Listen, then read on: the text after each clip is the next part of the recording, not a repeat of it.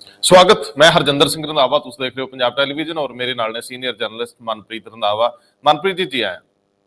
ਸ਼ੁਕਰੀਆ ਰੰਧਾਵਾ ਜੀ। ਮਨਪ੍ਰੀਤ ਜੀ, ਪਿਛਲੇ 20 ਘੰਟੇ ਦੇ ਵਿੱਚ ਤੇਜ਼ੀ ਨਾਲ ਵਾਪਰੇ ਇੱਕ ਘਟਨਾਕ੍ਰਮ 'ਚ ਪੰਜਾਬ ਦੇ ਇਤਿਹਾਸ ਦਾ ਜਿਹੜਾ ਸਭ ਤੋਂ ਹਾਈ ਪ੍ਰੋਫਾਈਲ ਨਸ਼ਿਆਂ ਦਾ ਮਾਮਲਾ ਹੈ, ਉਹਦੇ 'ਚ ਤੇਜ਼ੀ ਨਾਲ ਡਿਵੈਲਪਮੈਂਟ ਹੋਈ ਆ। ਇੱਕ ਨਵੇਂ ਬੈਂਚ ਦੀ ਆਮਦ ਹੋਈ ਆ, ਲਿਫਾਫੇ ਖੁੱਲਣ ਦੀਆਂ ਗੱਲਾਂ ਨੇ। ਕੁਝ ਅਹਿਮ ਘਟਨਾਕ੍ਰਮ ਜਿਨ੍ਹਾਂ ਤੇ ਅਸੀਂ ਜ਼ਿਕਰ ਕਰਾਂਗੇ। ਪੰਜਾਬ ਟਿਕ ਲਾ ਕੇ ਇਹਨਾਂ ਹਾਈ ਪ੍ਰੋਫਾਈਲ ਮਾਮਲਿਆਂ ਵੱਲ ਵੇਖਦਾ ਹੈ, ਕਿਉਂਕਿ ਸਾਡੀ ਇੱਕ ਪੀੜ੍ਹੀ ਗਰਕੀ ਹੈ। ਦੂਜੇ ਬੰਨੇ ਸੁਖਬੀਰ ਸਿੰਘ ਬਾਦਲ ਜਿਨ੍ਹਾਂ ਨੇ ਚੈਂਪੀਅਨ ਹੋਣ ਲਈ ਪੰਜਾਬ ਦੇ ਹੱਕਾਂ ਹਕੂਕਾਂ ਦਾ ਔਰ ਜੋ ਅਕਾਲੀ ਦਲ ਦਾ ਸਟੈਂਡ ਸੀ ਮਾਮਲਿਆਂ ਚੰਡੀਗੜ੍ਹ ਜਾਂ ਸਮੇਤ ਹੋਰ ਸਾਰੇ ਮਸਲਿਆਂ 'ਚ ਇੱਕ ਸਟੈਂਡ ਲਿਆ, ਤੇ ਉਹਨੂੰ ਗ੍ਰਹਿ ਮੰਤਰਾਲਾ ਭਾਰਤ ਸਰਕਾਰ ਦਾ ਜਿਨ੍ਹਾਂ ਨਾਲ ਕਦੇ ਪੱਕੀ ਆੜੀ ਸੀ, ਉਹ ਇੱਕ ਝਟਕੇ ਨਾਲ ਰੱਦ ਕਰ ਦਿੰਦੇ ਆ, ਖਾਰਜ ਕਰ ਦਿੰਦੇ ਆ। ਸੋ ਅਜੇ ਤਾਂ ਅਸੀਂ ਮਸਾਂ ਤੁਰਨ ਲੱਗੇ ਸੀ, ਅਗਲਿਆਂ ਨੂੰ ਚੰਗਾ ਨਹੀਂ ਲੱਗਿਆ। ਇਹਦੇ ਤੇ ਗੱਲ ਕਰਾਂਗੇ। ਅੱਗੇ ਜਾਵਾਂਗੇ ਤਾਂ ਸਾਡੇ ਕੋਲ ਪੁਖਤਾ ਖਬਰ, ਜਿਹਦੇ ਬਾਰੇ ਅਕਸਰ ਪੰਜਾਬ ਦੇ ਗਲਿਆਰਿਆਂ 'ਚ ਚਰਚਾ ਹੁੰਦੀ ਰਹਿੰਦੀ, ਬਦਲੀਆਂ ਦੀ। ਤੇ ਬਦਲੀਆਂ ਉਹ ਵੀ ਰਾਜਨੀਤਿਕ ਪ੍ਰਭਾਵ ਵਾਲੀਆਂ। SHO ਬਦਲ ਲੈਣਾ, DSP ਬਦਲਾ ਲਿਆਉਣਾ, 5-4 MLAs ਵੱਲੋਂ DC ਤੇ SSP ਵੀ ਆਪਣੀ ਮਰਜ਼ੀ ਦੇ ਲਵਾ ਲੈਣੇ। ਇਹ ਅਹਿਮ ਵਰਤਾਰਾ ਹੈ ਤੇ ਪਿਛਲੇ 25 ਸਾਲਾਂ ਤੋਂ ਚੱਲੀ ਜਾਂਦਾ ਹੈ। ਆਖੇ ਸਾਡੀ ਸਰਕਾਰ, ਸਾਡਾ ਅਫਸਰ। ਲੇਕਿਨ ਕਈ ਵਾਰੀ ਕਹਿੰਦੇ ਜੀ ਇਹਨੂੰ ਸੁੱਟੋ। ਉਹ ਸਾਡੇ ਵੱਲ ਤਾਂ ਕਹਿੰਦੇ ਹੁੰਦੇ ਸੀ ਧਾਰ ਕਲਾਂ ਸੁੱਟੋ, ਜਿੱਥੇ ਪਾਣੀ ਨਹੀਂ ਮਿਲਦਾ। ਹੁਣ ਧਾਰ ਕਲਾਂ ਨੀਮ ਪਹਾੜੀ ਆ, ਚੰਗਾ ਲੱਗਦਾ ਹੈ। ਇੱਕ ਇਹੋ ਜਿਹੀ ਬਦਲੀ ਦਾ ਮਾਮਲਾ ਹਾਈ ਕੋਰਟ ਦੀਆਂ ਬਰੂਹਾਂ ਤੇ ਆ, ਉਹਦੇ 'ਚ MLA ਸ਼ਾਮਲ ਹੈ। ਦੇਖਣਾ ਹੋਊਗਾ ਕਿ ਇਹ ਸਾਰੇ ਕਲਾਵੇ 'ਚ ਲੈਂਦਾ, ਸਾਰੇ ਵਰਤਾਰੇ ਨੂੰ ਕਲਾਵੇ 'ਚ ਲੈਂਦਾ, ਜਾਂ ਇੱਕ ਬਦਲੀ ਤੱਕ ਰਹਿ ਜਾਊਗਾ।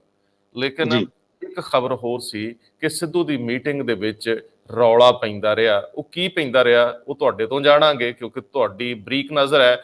ਮੈਂ ਵਾਪਸ ਮੁੜਾਂ ਤੇ ਮੈਨੂੰ ਇਹ ਜਿਹੜਾ ਨਸ਼ਿਆਂ ਵਾਲਾ ਮਾਮਲਾ ਹੈ, ਇਹਦੇ ਵਿੱਚ ਨਵੀਂ ਬੈਂਚ ਦੀ ਆਮਦ ਹੈ, ਇਹਦੇ ਵਿੱਚ ਲਿਫਾਫੇ ਸੱਦ ਲਏ ਜਾਣ ਦੀ ਚੈਂਬਰ 'ਚ ਗੱਲ ਆ, ਤੇ ਫਿਰ ਇਹਦੇ 'ਚ ਸਾਰੀਆਂ ਰਿਪੋਰਟਾਂ ਇਕੱਠੀਆਂ ਕਰਕੇ ਅਗਲੀ ਤਰੀਕ ਵੀ ਇਸੇ ਹੀ ਮਹੀਨੇ ਦੀ ਪਾਤੀ ਆ, ਜਿਹੜੀ ਪਹਿਲਾਂ ਨਵੰਬਰ 'ਚ ਸੀਗੀ।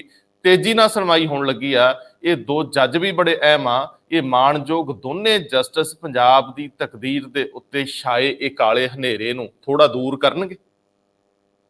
ਰੰਧਾਵਾ ਜੀ, ਵਾਕਈ ਅਸੀਂ ਉਸ ਫੈਸਲਾ ਕੁਨ ਘੜੀ ਦੇ ਵਿੱਚ ਆ, ਜਿੱਥੇ ਲੱਗਦਾ ਕਿ ਸ਼ਾਇਦ ਹੁਣ ਅਸੀਂ ਕੁਝ ਅੱਗੇ ਵਧਾਂਗੇ। ਬੜੇ ਦੇਰ ਤੋਂ ਇਹ ਜਿਹੜੇ ਬੱਦਲ ਛਾਏ ਹੋਏ ਸੀ, ਜਿਹੜੇ ਨਸ਼ੇ ਦੀ ਆਪਾਂ ਗੱਲ ਕਰੀਏ, ਗੱਲਾਂ ਬਹੁਤ ਹੁੰਦੀਆਂ ਸੀ, ਇਲਜ਼ਾਮ ਬਹੁਤ ਲੱਗਦੇ ਸੀ। ਕਈਆਂ ਲੋਕਾਂ ਨੇ ਆਪਣੀ ਸੱਤਾ ਸਾਧ ਲਈ ਇਹ ਇਲਜ਼ਾਮ ਲਾ ਕੇ, ਕਈਆਂ ਨੇ ਮਾਫੀਆਂ ਮੰਗ ਲਈਆਂ, ਲੇਕਿਨ ਗੱਲ ਅੱਗੇ ਨਹੀਂ ਸੀ ਤੁਰ ਰਹੀ। ਹੁਣ ਲੱਗਦਾ ਕਿ ਸ਼ਾਇਦ ਇੱਕ ਉਮੀਦ ਵੱਜੀ ਆ, ਜਦੋਂ ਤੋਂ ਇਹ ਜਿਹੜਾ ਸਪੈਸ਼ਲ ਬੈਂਚ ਕਨਸਟੀਟਿਊਟ ਕੀਤਾ। ਇਹ ਬੈਂਚ ਹੈਗਾ ਜਸਟਿਸ ਰਾਜਨ ਗੁਪਤਾ ਦਾ ਤੇ ਜਸਟਿਸ ਅਜੇ ਤਿਵਾੜੀ ਦਾ। ਪਿਛਲੇ ਦਿਨਾਂ ਦੇ ਵਿੱਚ ਤੁਹਾਨੂੰ ਪਤਾ ਹੀ ਹੈ ਕਿ ਜਿਹੜੇ ਲਾਇਰ ਨੇ, ਐਡਵੋਕੇਟ ਨੇ, ਵਕੀਲ ਨੇ, ਨਵਕੀਰਨ ਸਿੰਘ, ਉਹਨਾਂ ਨੇ ਇੱਕ ਪਟੀਸ਼ਨ ਦਾਇਰ ਕੀਤੀ ਸੀ। ਪਟੀਸ਼ਨ ਦਾਇਰ ਕਰਨ ਤੋਂ ਬਾਅਦ ਉਹਨਾਂ ਦੀ ਮੰਗ ਸੀ ਕਿ ਜਿਹੜੀਆਂ ਤੁਹਾਡੇ ਕੋਲ ਸੀਲਡ ਬੰਦ ਲਿਫਾਫੇ ਪਏ ਆ, ਜਿਨ੍ਹਾਂ ਦੇ ਵਿੱਚ ਰਿਪੋਰਟਸ ਆ, ਚਾਹੇ ਉਹ ਨਿਰੰਜਨ ਸਿੰਘ ਹੋਣਾ ਦੀ, ਜਿਹੜੇ ਕਿ ਸਾਬਕਾ ਡਿਪਟੀ ਡਾਇਰੈਕਟਰ ਨੇ ਐਨਫੋਰਸਮੈਂਟ ਡਾਇਰੈਕਟੋਰੇਟ ਦੇ, ਤੇ ਇਸੇ ਤਰ੍ਹਾਂ ਜਿਹੜੀ STF ਦੀ ਹੈ, ਸਪੈਸ਼ਲ ਟਾਸਕ ਫੋਰਸ ਦੀ, ਹਰਪ੍ਰੀਤ ਸਿੰਘ ਸਿੱਧੂ ਹੋਣਾ ਦੀ, ਉਹ ਰਿਪੋਰਟ ਨੂੰ ਤੁਸੀਂ ਜਿਹੜੀ ਆ ਉਹ ਜਾਰੀ ਕਰੋ, ਯਾਨੀ ਕਿ ਉਹਨੂੰ ਜਨਤਕ ਕਰੋ, ਉਹਨੂੰ ਪਬਲਿਕ ਡੋਮੇਨ ਦੇ ਵਿੱਚ ਲੈ ਕੇ ਆਓ, ਤਾਂ ਕਿ ਸਾਨੂੰ ਪਤਾ ਲੱਗੇ ਕਿ ਕੀ ਇਹਦੇ ਵਿੱਚ ਹੋਰ ਜਾਂਚ ਬਣਦੀ ਹੈ ਜਾਂ ਨਹੀਂ ਬਣਦੀ ਆ। ਹੁਣ ਜਿਹੜੀ ਕੱਲ ਦੀ ਜਿਹੜੀ ਡਿਵੈਲਪਮੈਂਟ ਹੋਈ ਆ, ਉਸ ਬਾਰੇ ਆਪਾਂ ਥੋੜੀ ਜਾਣਕਾਰੀ ਲੈ ਲਈਏ। ਇਸ ਬੈਂਚ ਨੇ, ਇਸ ਡਬਲ ਬੈਂਚ ਨੇ, ਸਪੈਸ਼ਲ ਬੈਂਚ ਨੇ ਹੁਣ ਜਿਹੜੇ ਰਜਿਸਟਰਾਰ ਨੇ ਜੁਡੀਸ਼ੀਅਲ ਹਾਈ ਕੋਰਟ ਦੇ, ਉਹਨਾਂ ਨੂੰ ਕਿਹਾ ਕਿ ਜਿਹੜੀਆਂ ਇਹ ਰਿਪੋਰਟਸ ਆ, ਉਹ ਤੁਸੀਂ ਇਸ ਚੈਂਬਰ ਦੇ ਅੱਗੇ ਪੇਸ਼ ਕਰੋ, ਚਾਹੇ ਉਹ STF ਦੀ ਰਿਪੋਰਟ ਆ, ਚਾਹੇ ਉਹ ਨਿਰੰਜਨ ਸਿੰਘ ਦੀ ਰਿਪੋਰਟ ਆ। ਤੇ ਜਾਂ ਪਿਛਲੇ ਦਿਨਾਂ ਦੇ ਵਿੱਚ ਇੱਕ ਜਵਾਬ ਦਿੱਤਾ ਸੀ ਪੰਜਾਬ ਸਰਕਾਰ ਨੇ ਬਿਕਰਮ ਸਿੰਘ ਮਜੀਠੀਆ ਨੂੰ ਲੈ ਕੇ, ਉਹ ਵੀ ਉਹਨਾਂ ਨੇ ਉਸ ਤੇ ਟਿੱਪਣੀ ਕੀਤੀ ਸੀ। ਉਸ ਨੂੰ ਵੀ ਸਾਡੇ ਅੱਗੇ ਪੇਸ਼ ਕਰੋ, ਸਾਰਾ ਕੁਝ ਪੇਸ਼ ਕਰੋ, ਤਾਂ ਕਿ ਅਸੀਂ ਇਹਦੀ ਬਣਦੀ ਕਾਰਵਾਈ ਕਰ ਸਕੀਏ। ਤੁਸੀਂ ਦੱਸ ਹੀ ਦਿੱਤਾ, ਬੜੀ ਜਲਦੀ ਦੀ ਤਰੀਕ ਪੈ ਗਈ ਹੈ, 27 ਅਗਸਤ ਇਸੇ ਮਹੀਨੇ ਦੀ ਅਗਲੀ ਤਰੀਕ ਆ। ਦੇਖਦੇ ਆ। ਇਹਦੇ ਵਿੱਚ ਮੈਂ ਤੁਹਾਨੂੰ ਇੱਕ ਹੋਰ ਵੀ ਚੀਜ਼ ਦੱਸਦਾ। ਸੰਨ 2013 ਦੇ ਵਿੱਚ ਸਾਬਕਾ DGP ਨੇ ਸ਼ਸ਼ੀਕਾਂਤ, ਇੰਟੈਲੀਜੈਂਸ ਦੇ ਹੈਡ ਰਹੇ ਨੇ, ਚੀਫ ਰਹੇ ਨੇ, ਉਹਨਾਂ ਨੇ ਵੀ ਇੱਕ ਚਿੱਠੀ ਲਿਖ ਕੇ, ਤੁਹਾਨੂੰ ਯਾਦ ਹੋਣਾ ਜਦੋਂ 6000 ਕਰੋੜ ਦਾ ਇਹ ਮਾਮਲਾ ਲੱਗਿਆ ਸੀ, ਜਗਦੀਸ਼ ਭੋਲਾ ਜਿਹੜੇ ਸਾਬਕਾ DSP ਨੇ ਪੰਜਾਬ ਪੁਲਿਸ ਦੇ, ਉਹਨਾਂ ਨੇ ਜਦੋਂ ਇਹ ਸਾਰੀਆਂ ਗੱਲਾਂ ਕੀਤੀਆਂ ਸੀ ਤਾਂ ਮਾਮਲਾ ਬਹੁਤ ਉਛਲਿਆ ਸੀ, ਤੇ ਫਿਰ ਪੁਲਿਸ ਤੇ ਵੀ ਇੱਕ ਤਰ੍ਹਾਂ ਦਾ ਪ੍ਰੈਸ਼ਰ ਆਇਆ ਸੀ, ਤੇ ਪੁਲਿਸ ਨੂੰ ਲੱਗਾ ਸੀ ਕਿ ਸਾਨੂੰ ਤਹਿਕੀਕਾਤ ਕਰਨੀ ਚਾਹੀਦੀ ਹੈ। ਕਈ ਉਹਦੇ ਵਿੱਚ ਮਾਮਲੇ ਉੱਭਰੇ ਕਿਉਂਕਿ ਉਹ ਜ਼ਿਆਦਾ ਗੱਲਾਂ ਪਿੱਛੇ ਚਲੀਆਂ ਗਈਆਂ। ਸਾਨੂੰ ਹੁਣ ਅੱਗੇ ਦੇਖਣਾ, ਇਹ ਮਾਮਲੇ ਖੁੱਲਦੇ ਨੇ, ਖੁੱਲ ਕੇ ਕੀ ਇਹਨਾਂ ਦੇ ਵਿੱਚ ਕੁਝ ਹੈ ਵੀ ਹੈ, ਕਿਉਂਕਿ ਕਈ ਵਾਰੀ ਸਾਨੂੰ ਵੀ ਡਾਊਟ ਹੁੰਦਾ, ਕਿਤੇ ਨਾ ਕਿਤੇ ਸਾਨੂੰ ਏਦਾਂ ਲੱਗਦਾ ਕਿ ਇਹ ਰਿਪੋਰਟਸ ਤਾਂ ਆ ਗਈਆਂ, ਬੜੀਆਂ ਅਸੀਂ ਸੀਲਡ ਬੰਦ ਲਿਫਾਫਿਆਂ ਦੀਆਂ ਗੱਲਾਂ ਕਰਦੇ ਆ, ਕੀ ਨਿਰੰਜਨ ਸਿੰਘ ਦੀ ਰਿਪੋਰਟ 'ਚ ਵਾਕਿਆ ਕੁਝ ਹੈਗਾ? ਹਾਲਾਂਕਿ 2-4 ਪੰਨੇ ਪਿਛਲੇ ਦਿਨਾਂ 'ਚ ਨਵਜੋਤ ਸਿੰਘ ਸਿੱਧੂ ਨੇ ਆਪਣੇ ਟਵਿੱਟਰ ਤੇ ਵੀ ਪਾਏ ਸੀ ਤੇ ਕਿਹਾ ਸੀ ਕਿ ਇਹਦੀ ਜਾਂਚ ਹੋਣੀ ਚਾਹੀਦੀ ਹੈ। ਤੇ ਕੀ ਹਰਪ੍ਰੀਤ ਸਿੰਘ ਸਿੱਧੂ ਜਿਹੜੀ ਉਹਨਾਂ ਨੇ ਰਿਪੋਰਟ ਦਿੱਤੀ ਹੈ, ਕੀ ਉਹਦੇ ਵਿੱਚ ਕੁਝ ਇਹੋ ਜਿਹਾ ਹੈਗਾ ਜਿਹੜਾ ਸਾਨੂੰ ਵਾਕਿਆ ਬੜਾ ਵਿਸਫੋਟਕ ਲੱਗੇ, ਵਾਕਿਆ ਲੱਗੇ ਕਿ ਹਾਂ ਤਾਂ ਇਹ ਤਾਂ ਭੁਚਾਲ ਆ ਗਿਆ? ਇਹ ਪਹਿਲੀ ਤਾਂ ਗੱਲ ਇਹ ਆ। ਦੂਸਰੀ, ਅੱਗੇ ਫਿਰ ਹਾਈ ਕੋਰਟ ਨੇ ਇਸ ਗੱਲ ਦਾ ਜਿਹੜਾ ਉਹ ਕੋਗਨੀਜ਼ੈਂਸ ਲੈਣਗੇ, ਸੰਗਿਆਨ ਲੈਣਗੇ ਕਿ ਕੀ ਇਸ ਦੀ ਅੱਗੇ ਜਾਂਚ ਹੋਣੀ ਚਾਹੀਦੀ ਆ।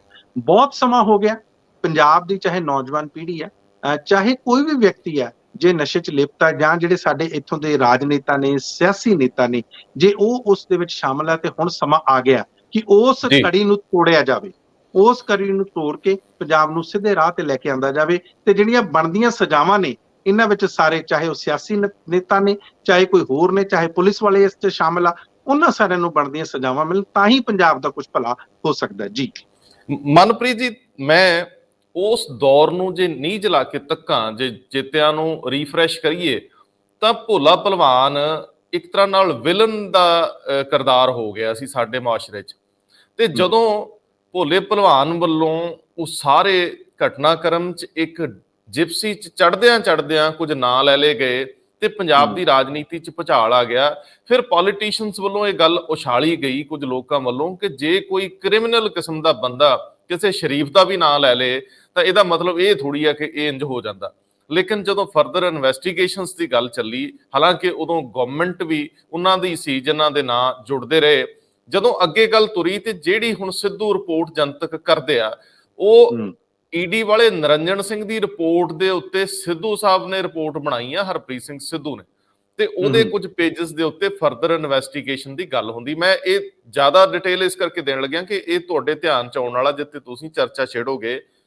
ਮੰਨ ਲਓ ਕਿ ਇਹ ਰਿਪੋਰਟਾਂ ਖੁੱਲਦੀਆਂ ਨੇ ਤਾਂ ਇਹ ਤਾਂ ਵੈਸੇ ਹੀ ਜਨਤਕ ਨੇ। ਜੇ ਦੂਜੇ ਐਂਗਲ ਤੋਂ ਦੇਖੀਏ, ਇਹਦੇ ਕਈ ਪਹਿਲੂ ਹੋਰ ਵੀ ਆਉਣਗੇ। ਪੁਲਿਸ ਵਾਲੀਆਂ ਰਿਪੋਰਟਾਂ ਵੀ ਨੇ, ਇੰਦਰਜੀਤ ਵਾਲੀ ਰਿਪੋਰਟ ਆ ਜਿਹਦੇ ਵਿੱਚ ਕਈ ਐਸਐਸਪੀ ਤੇ ਉਸ ਤੋਂ ਬਾਅਦ ਉੱਪਰ ਤੱਕ ਗੱਲ ਜਾਂਦੀ ਸੀਗੀ, ਚਲੋ ਉਹ ਇੱਕ ਵੱਖਰਾ ਪਹਿਲੂ। ਲੇਕਿਨ ਕਹਿੰਦੇ ਨੇ ਕਿ ਇਹਦੇ ਸੰਬੰਧੀ ਹਾਈ ਕੋਰਟ ਨੇ ਉਦੋਂ ਕਿਹਾ ਸੀਗਾ ਕਿ ਹਰਪ੍ਰੀਤ ਸਿੰਘ ਸਿੱਧੂ ਵਾਲੀ ਰਿਪੋਰਟ ਜਿਹੜੀ ਸਿੱਧੂ ਸਾਹਿਬ, ਨਵਜੋਤ ਸਿੰਘ ਸਿੱਧੂ ਜਨਤਕ ਕਰਦੇ ਰਹਿੰਦੇ ਆ, ਇਹਦੇ ਉੱਤੇ ਪੰਜਾਬ ਸਰਕਾਰ ਕੋਈ ਆਪਣਾ ਪੱਖ ਦੇਵੇ ਜਾਂ ਐਕਸ਼ਨ ਟੇਕਨ ਰਿਪੋਰਟ ਦੇਵੇ। ਦੇਣੀ ਸੀ 1 ਮਹੀਨੇ 'ਚ, ਦਿੱਤੀ ਗਈ 3 ਮਹੀਨੇ 'ਚ, 3.5 ਮਹੀਨੇ 'ਚ, ਉਹ ਵੀ ਅਜੇ ਬੰਦ ਪਈ ਆ। ਇੱਕ ਬਹੁਤ ਵੱਡੇ ਪੋਲੀਟੀਸ਼ੀਅਨ ਨੇ ਮੇਰੇ ਨਾਲ ਸ਼ੁਭਾ ਜਿਹਨੂੰ ਕਹਿੰਦੇ ਆ, ਉਹ ਜ਼ਾਹਰ ਕੀਤਾ ਉਹਦੇ ਵਿੱਚ ਕੱਖ ਨਹੀਂ ਆ ਕਿ ਫਰਦਰ ਇਨਵੈਸਟੀਗੇਸ਼ਨ ਦੀ ਲੋੜ ਨਹੀਂ, ਇੰਜ ਲਿਖਿਆ ਹੋ ਸਕਦਾ। ਪਰ ਮੈਂ ਤੁਹਾਨੂੰ ਇਹ ਪੁੱਛਣਾ ਕਿ ਜੇ ਇੰਜ ਵੀ ਲਿਖਿਆ ਹੋਵੇ, ਜੇ ਹਰਪ੍ਰੀਤ ਸਿੰਘ ਸਿੱਧੂ ਕੁਝ ਨਾਂ ਲੈ ਕੇ ਕਹਿੰਦੇ ਕਿ ਫਰਦਰ ਇਨਵੈਸਟੀਗੇਸ਼ਨ ਦੀ ਲੋੜ ਆ, ਪੰਜਾਬ ਸਰਕਾਰ ਦਾ ਉਹ ਪੱਤਰ ਜਿਹਦੇ ਵਿੱਚ ਇਹ ਕਿਹਾ ਗਿਆ ਹੋਵੇ, ਮੰਨ ਲਓ ਸਪੋਜ਼ ਕਿ ਇਹਦੀ ਲੋੜ ਨਹੀਂ ਗੀ, ਤਾਂ ਕੀ ਹਾਈ ਕੋਰਟ ਇਹਦਾ ਆਪਣੇ ਤੌਰ ਤੇ ਸੰਗਿਆਨ ਲੈ ਸਕਦੀ ਹੈ ਕਿ ਸਾਨੂੰ ਦੱਸਿਆ ਜਾਵੇ ਤੁਸੀਂ ਕਦੋਂ ਜਾਂਚ ਕਰਾਈ, ਜਿਹਦੇ ਆਧਾਰ ਤੇ ਤੁਸੀਂ ਇਹ ਲਿਖਿਆ? ਜੇ ਇੰਜ ਹੋ ਜੇ ਤਾਂ ਕੀ ਹਾਈ ਕੋਰਟ ਆਪਣੇ ਤੌਰ ਤੇ ਫਿਰ ਜਾਂਚ ਕਰਾਉਣ ਲਈ ਕਹਿ ਸਕਦੀ ਹੈ? ਕੀ ਉਹ ਸਾਰੀਆਂ ਰਿਪੋਰਟਾਂ ਨੂੰ ਕਲੱਬ ਕਰਕੇ ਇਹਦੇ ਵਿੱਚ ਦੇਖਿਆ ਜਾ ਸਕਦਾ ਕਿ ਇਹਦੇ ਵਿੱਚ ਲੁਕਵਾਂ ਕੁਝ ਹੈਗਾ? ਅਗਲੇ ਦਿਨਾਂ ਦੇ ਵਿੱਚ ਇਹ ਸਾਰਾ ਮਸਲਾ ਹੈ, ਤੁਹਾਨੂੰ ਲੱਗਦਾ ਕਿ ਕਿਸੇ ਕੇਂਦਰੀ ਏਜੰਸੀ ਦੇ ਹਵਾਲੇ ਵੀ ਹੋ ਸਕਦਾ? ਪੰਜਾਬ ਗਵਰਨਮੈਂਟ ਦੇ ਨਜ਼ਰੀਓਂ ਕੋਈ ਐਸਆਈਟੀ ਵੀ ਬਣ ਸਕਦੀ ਹਾਈ ਕੋਰਟ ਵੱਲੋਂ, ਜਾਂ ਹਾਈ ਕੋਰਟ ਦੀ ਨਿਗਰਾਨੀ 'ਚ ਜਾਂਚ ਅੱਗੇ ਵਧਾਈ ਜਾ ਸਕਦੀ ਆ? ਇਹਦੇ ਕਿੰਨੇ ਕੁ ਪੱਖ ਤੇ ਪਹਿਲੂ ਹੋ ਸਕਦੇ ਆ ਜਿਹੜੇ ਤੁਸੀਂ ਬੀਤੇ 30 40 50 ਸਾਲ ਦਾ ਆਪਣਾ ਜਿੰਨਾ ਵੀ ਤੁਹਾਡਾ ਅਨੁਭਵ ਹੈ, 20 ਸਾਲ ਦਾ ਪੱਤਰ, ਇਹਦੇ 'ਚ ਜੋ ਵਾਪਰਦਾ ਰਿਹਾ ਇਹੋ ਜਿਹੇ ਕੇਸਾਂ 'ਚ ਕੀ ਹੋ ਸਕਦਾ, ਸੰਭਾਵਨਾਵਾਂ ਕੀ ਨੇ? ਸਾਰੀਆਂ ਜਿੰਨੀਆਂ ਤੁਸੀਂ ਸੰਭਾਵਨਾਵਾਂ ਦਾ ਜ਼ਿਕਰ ਕੀਤਾ ਬੜੇ ਵਿਸਤਾਰ ਦੇ ਨਾਲ, ਸਾਰੀਆਂ ਸੰਭਾਵਨਾਵਾਂ ਹੋ ਸਕਦੀਆਂ। ਦੇਖੋ, ਸਭ ਤੋਂ ਪਹਿਲਾਂ ਤਾਂ ਗੱਲ ਇਹ ਸਮਝਣ ਦੀ ਲੋੜ ਆ ਕਿ ਜਿਹੜੀ ਗੱਲ ਇਹ ਕਹੀ ਜਾ ਰਹੀ ਹੈ ਕਿ ਆਪਣੇ ਆਪ ਦੇ ਵਿੱਚ ਰਿਪੋਰਟ ਜਿਹੜੀ ਜਮ੍ਹਾਂ ਕਰਵਾਈ ਗਈ ਆ ਉਹ ਮੁਕੰਮਲ ਆ ਤੇ ਉਹਦੇ ਵਿੱਚ ਕਿਸੇ ਤਰ੍ਹਾਂ ਦੀ ਅੱਗੇ ਜਾਂਚ ਦੀ ਜ਼ਰੂਰਤ ਨਹੀਂ। ਹੋ ਸਕਦਾ ਉਹਨੂੰ ਆਲਰੇਡੀ ਲੌਜੀਕਲ ਐਂਡ ਤੇ ਲੈ ਕੇ ਜਾਇਆ ਗਿਆ ਹੋਵੇ ਤੇ ਉਸ ਦੇ ਵਿੱਚ ਕਿਸੇ ਤਰ੍ਹਾਂ ਦੀ ਸੰਭਾਵਨਾ ਅੱਗੇ ਨਾ ਹੋਵੇ। ਇਹ ਵੀ ਹੋ ਸਕਦਾ ਕਿ ਉਹਨੂੰ ਹੋਰ ਜਾਂਚ ਦੀ ਲੋੜ ਹੋਵੇ। ਇਹ ਜਦੋਂ ਜਿੰਨੀ ਦੇਰ ਤੱਕ ਰਿਪੋਰਟ ਖੁੱਲਦੀ ਨਹੀਂ, ਰੰਧਾਵਾ ਜੀ, ਉਸ ਬਾਰੇ ਕਹਿਣਾ ਬੜਾ ਮੁਸ਼ਕਿਲ ਆ। ਇੱਕ ਇਹਦਾ ਹੋਰ ਪਹਿਲੂ ਆ, ਤੁਸੀਂ ਦੇਖੋ, ਆਪਾਂ ਹੋਰ ਏਜੰਸੀਆਂ ਦੀ ਗੱਲ ਕਰਦੇ ਹਾਂ। ਕੈਪਟਨ ਅਮਰਿੰਦਰ ਸਿੰਘ, ਆਪਾਂ ਜੇ ਥੋੜਾ ਜਿਹਾ ਪਿੱਛੇ ਜਾਈਏ ਤੇ ਜਦੋਂ ਹਜੇ ਮੁੱਖ ਮੰਤਰੀ ਨਹੀਂ ਸੀ ਬਣੇ ਤੇ ਜਦੋਂ ਇਹ ਮਸਲਾ ਉੱਠਿਆ ਸੀ ਤੇ ਲਗਾਤਾਰ ਸੀਬੀਆਈ ਇਨਕੁਆਇਰੀ ਤੋਂ ਇਹ ਮੁੱਕਰਦੇ ਸੀ। ਇਹ ਕਹਿੰਦੇ ਸੀ ਸਾਡੀ ਪੰਜਾਬ ਪੁਲਿਸ ਆ ਜਿਹੜੀ ਉਹ ਬਹੁਤ ਕਾਬਿਲ ਆ, ਸੀਬੀਆਈ ਨੂੰ ਇਨਕੁਆਇਰੀ ਦੇਣ ਦਾ ਮਤਲਬ ਆ ਕਿ ਕੇਸ ਉੱਤੇ ਮਿੱਟੀ ਪਾਉਣੀ, ਕੇਸ ਨੂੰ ਦਬਾ ਦੇਣਾ। ਤੇ ਫਿਰ ਜਦੋਂ ਪੰਜਾਬ ਪੁਲਿਸ ਆਪਣੇ ਹੱਥ ਆਉਂਦੀ ਆ, ਜਾਂਚ ਕਰਾਉਣ ਦੇ ਉਹ ਸਾਰੇ ਢਮਟਮੇ ਤਾਂ ਰਚੇ ਜਾਂਦੇ ਆ, ਪਰ ਜਾਂਚ ਹੋ ਕੇ ਲੋਕਾਂ ਦੇ ਸਾਹਮਣੇ ਆਉਂਦੀ ਨਹੀਂ। ਸੋ ਮੇਰਾ ਜੀ ਕਹਿਣ ਦਾ ਮਤਲਬ ਆ ਕਿ ਸਾਡੇ ਪੋਲੀਟੀਸ਼ੀਅਨਸ ਦਾ ਵੀ ਦੂਹਰਾ ਕਿਰਦਾਰ ਆ ਕਿ ਜਦੋਂ ਸੱਤਾ ਤੋਂ ਬਾਹਰ ਸੀ ਉਦੋਂ ਤਾਂ ਕਹਿੰਦੇ ਜੀ ਮੈਂ ਨਹੀਂ ਸੀਬੀਆਈ ਦੀ ਇਹ 'ਚ ਕੋਈ ਲੋੜ ਨਹੀਂ, ਸੀਬੀਆਈ ਦੀ ਨਹੀਂ ਮੈਂ ਜਾਂਚ ਕਰਾਉਣੀ। ਬਤੌਰ ਐਮਪੀ ਉਹ ਗੱਲ ਕਰ ਰਹੇ ਸੀ। ਇਹਨਾਂ ਤੇ ਬੜਾ ਉਸ ਟਾਈਮ ਪ੍ਰੈਸ਼ਰ ਵੀ ਪਿਆ ਸੀ, ਬਹੁਤ ਸਾਰੇ ਲੋਕਾਂ ਨੇ ਇਹਨਾਂ ਤੇ ਉਂਗਲੀਆਂ ਚੁੱਕੀਆਂ ਸੀ ਕਿ ਤੁਸੀਂ ਹੋ ਸਕਦਾ ਵਿਰੋਧੀ ਧਿਰ ਦੇ ਨਾਲ ਜਾਂ ਜਿਹੜੇ ਸੱਤਾ ਧਿਰ ਦੇ ਨਾਲ ਰਲ ਕੇ ਚੱਲ ਰਹੇ ਹੋ। ਤੇ ਹੁਣ ਜਦੋਂ ਆਪਣਾ ਸਮਾਂ ਆਇਆ ਤੇ ਫੇਰ ਉਹਨਾਂ ਨੇ ਉਹ ਜਾਂਚ ਪੂਰੀ ਨਹੀਂ ਕਰਾਈ। ਸੋ ਮੇਰਾ ਕਹਿਣ ਦਾ ਮਤਲਬ ਆ ਸਾਰਾ ਦਾਰੋਮਦਾਰ ਇਸ ਟਾਈਮ ਪੰਜਾਬ ਤੇ ਹਰਿਆਣਾ ਹਾਈ ਕੋਰਟ ਦੇ ਉਹਨਾਂ ਸਪੈਸ਼ਲ ਬੈਂਚ ਤੇ ਖੜਾ, ਉਹੀ ਇਸ ਕੇਸ ਨੂੰ ਅੱਗੇ ਲੈ ਕੇ ਜਾਣਗੇ। ਬਾਕੀ ਜਿਹੜਾ ਭਰੋਸਾ ਤਾਂ ਉੱਠ ਚੁੱਕਾ ਜੀ।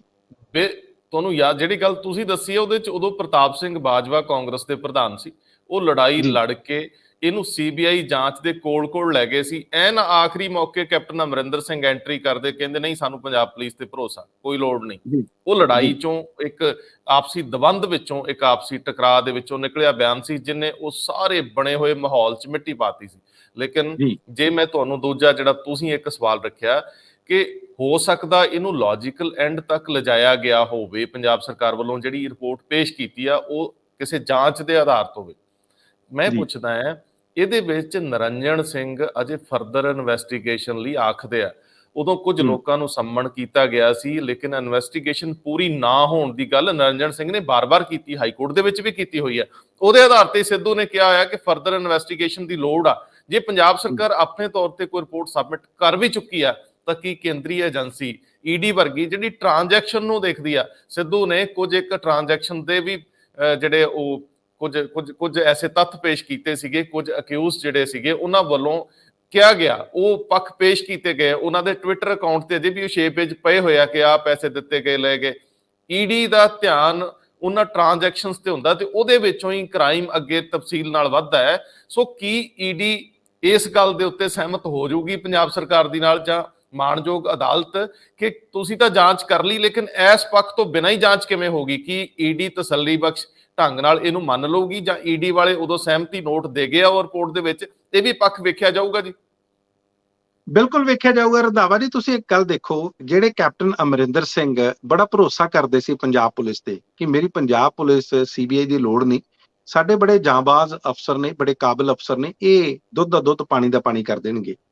ਅਨੁਰਾਗ ਅਗਰਵਾਲ ਦੀ ਉਹ ਚਿੱਠੀ ਜਿਹੜੀ ਹੁਣੇ ਪਿਛਲੇ ਦਿਨਾਂ ਦੇ ਵਿੱਚ ਲਿਖੀ ਗਈ ਆ ਗ੍ਰਹਿ ਵਿਭਾਗ ਵੱਲੋਂ ਸਪੈਸ਼ਲੀ, ਤੇ ਉਹਨਾਂ ਨੇ ਚਿੱਠੀ ਲਿਖ ਕੇ ਪੁੱਛਿਆ ਕਿ ਹਰਪ੍ਰੀਤ ਸਿੰਘ ਸਿੱਧੂ ਹੋਣਾ ਤੋਂ ਕਿ ਤੁਸੀਂ ਜਾਂਚ ਕਿਉਂ ਬੰਦ ਕਰਤੀ? ਤੁਸੀਂ ਜਿਹੜੀ ਵੱਡੀ ਮੱਛੀ ਆ ਉਹ ਫੜੀ ਕਿਉਂ ਨਹੀਂ? ਜਾਂ ਕੋਈ ਮੱਛੀ ਹੋਈ ਜਾਂ ਮਗਰਮੱਛ ਹੋਇਆ, ਤੁਹਾਨੂੰ ਤਾਂ ਕਿਸੇ ਨੇ ਰੋਕਿਆ ਨਹੀਂ ਸੀ, ਨਾ ਗ੍ਰਹਿ ਵਿਭਾਗ ਨੇ, ਨਾ ਪੰਜਾਬ ਸਰਕਾਰ ਨੇ, ਨਾ ਹਾਈ ਕੋਰਟ ਨੇ। ਤੇ ਫਿਰ ਹਰਪ੍ਰੀਤ ਸਿੰਘ ਸਿੱਧੂ ਕਹਿੰਦੇ ਆ, ਜਦੋਂ ਮੀਡੀਆ ਉਹਨਾਂ ਨੂੰ ਪੁੱਛਦਾ ਸੀ, ਮੈਂ ਜੀ ਇਹਦਾ ਜਵਾਬ ਉਹਨਾਂ ਨੂੰ ਹੀ ਦਊਂਗਾ, ਕੋਈ ਗੱਲ ਜੀ ਨਹੀਂ ਸ਼ੇਅਰ ਕਰਦੇ। ਸਾਨੂੰ ਹਜੇ ਤੱਕ ਨਹੀਂ ਪਤਾ ਕਿ ਉਹਨਾਂ ਨੇ ਕਦੋਂ ਚਿੱਠੀ ਲਿਖੀ ਹੈ ਤੇ ਕੀ ਉਹਨਾਂ ਨੇ ਜਵਾਬ ਦਿੱਤਾ। ਹਜੇ ਤੱਕ ਮੇਰੀ ਕਮ ਸੇ ਕਮ ਮੇਰੀ ਜਾਣਕਾਰੀ 'ਚ ਤਾਂ ਨਹੀਂ ਹੈ। ਜਿੱਦਾਂ ਹੀ ਸਾਨੂੰ ਪਤਾ ਲੱਗਦਾ ਅਸੀਂ ਉਹ ਵੀ ਆਪਣੇ ਜਿਹੜੇ ਦਰਸ਼ਕਾਂ ਨਾਲ ਸ਼ੇਅਰ ਕਰਾਂਗੇ। ਮੇਰਾ ਕਹਿਣ ਦਾ ਮਤਲਬ ਆ ਕਿ ਹਰ ਕੋਈ ਆਪਣੀ ਇੱਕ ਖੇਡ ਖੇਡ ਰਿਹਾ ਕਿ ਤੁਸੀਂ ਜਾਂਚ ਕਿਉਂ ਬੰਦ ਕਰਤੀ, ਜਾਂਚ ਦੇ ਵਿੱਚ ਹੋਰ ਰਿਕੁਆਇਰਮੈਂਟ ਕੀ ਆ। ਬਿਲਕੁਲ ਜ਼ਰੂਰੀ ਹੈ, ਜੇ ਨਿਰੰਜਨ ਸਿੰਘ ਹੋਣਾ ਨੇ ਕਿਹਾ।